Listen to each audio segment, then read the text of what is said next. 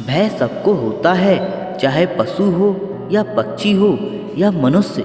वास्तविक में मनुष्य भय को अपने साथ लेके ही जन्म लेता है। तो इस भय से भय कैसा? यदि भय बुरा भाव होता तो क्या हम इसे अपने साथ लेकर जन्म लेते? वास्तविकता में भय हमें आगे बढ़ने के लिए प्रेरित करते हैं। अब देखिए, जीवन जीने का भय आपसे स्वयं की सुरक्षा करवाने का प्रयास करता है। अपमान का भय सदाचार की ओर बढ़ा आता है।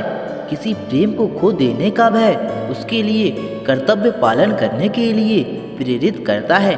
किंतु ये भय बुरा तब हो जाता है जब आप इसे अपने ऊपर हावी होने देते हैं, इसके लिए कुछ प्रयास नहीं कर पाते।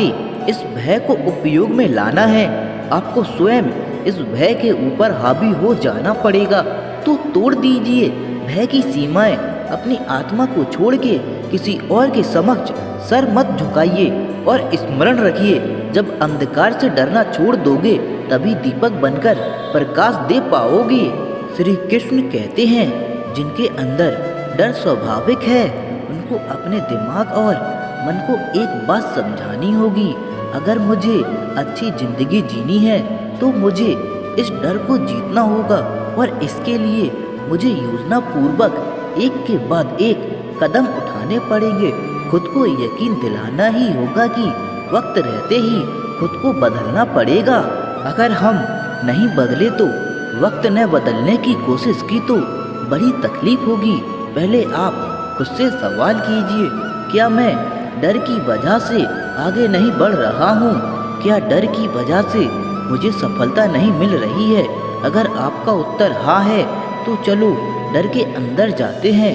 हमें ध्यान से समझना पड़ेगा हमें डर क्यों लगता है, क्योंकि हमारे अंदर आत्मविश्वास की कमी है।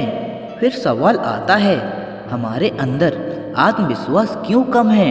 क्योंकि जिस क्षेत्र में हम सफलता हासिल करना चाहते हैं उस क्षेत्र के बारे में हमारा ज्ञान अधूरा है।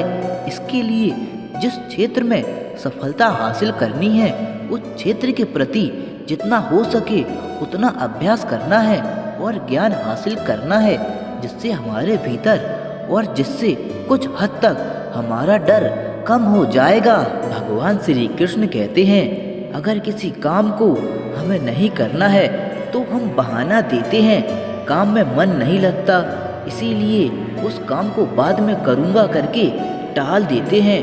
काम को आगे ढकेलने के लिए, काम नहीं करने के लिए, और जिस काम में मन नहीं लगता ऐसे सभी कामों के लिए हम जो कारण खोजते हैं उसे बहाना देना कहते हैं। बहुत सारे असफल लोग बहाना देते मिलेंगे, लेकिन उनको पता ही नहीं है उनका कितना बड़ा नुकसान हो रहा है।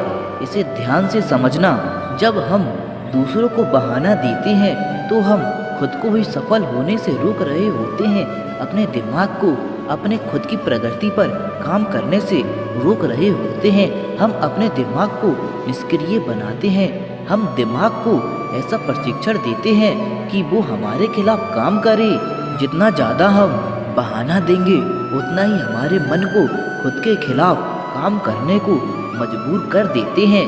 इसका परिणाम ये होगा कि आप अपने ही काम से दूर भागोगे, जिम्मेदारियों से दूर भागोगे, काम में मन नहीं लगेगा, जीवन में उत्साह कम होगा, जीवन में सही निर्णय लेने में देर हो जाएगी और फिर आप सोचेंगे कि ये सब मेरे साथ ही क्यों हो रहा है। ये सब आपके साथ इसीलिए हो रहा है क्योंकि आपने ही बहाने दे देकर अपने मन और दिमाग को कुछ नहीं करने की आदत डाली है। भगवान श्री कृष्ण कहते हैं, मनुष्य का स्वभाव है कमाना, संग्रह करना, फिर चाहे धन हो, नहाते हो, संबंध हो या प्रसन्नता। परंतु क्या आपने कभी सोचा है ये संग्रह करने की प्रवृत्ति मनुष्य में क्यों डाली? एक बीज से पौधा पनपता है, उसके भोजन से फल संग्रहित होते हैं। क्यों? इसलिए ताकि वृक्ष उसे स्वयं खा सके, नहीं बल्कि इसलिए ताकि वो भूखे जीवों में बांटा जा सके। अब आप पूछेंगे कि इसमें वृक्ष का क्या लाभ है?